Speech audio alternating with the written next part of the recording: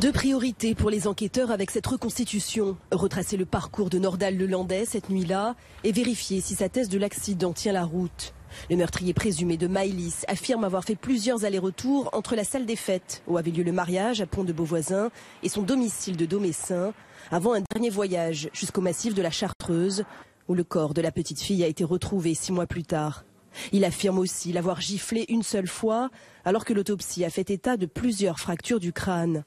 Procureur de la République et juge d'instruction seront présents, les parents de Maëlys également, ainsi que certains invités du mariage.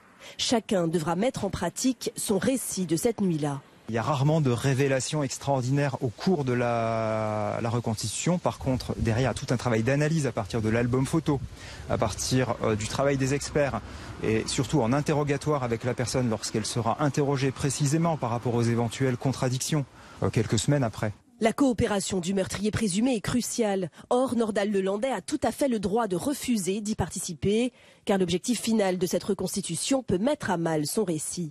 C'est éventuellement lui démontrer que la version qu'il a jusqu'alors n'est pas crédible, qu'elle n'est pas conforme au lieu, et que par conséquent, il est de son intérêt de trouver une autre explication, de dire la vérité. Jusqu'ici, Nordal Lelandais a très peu parlé aux enquêteurs.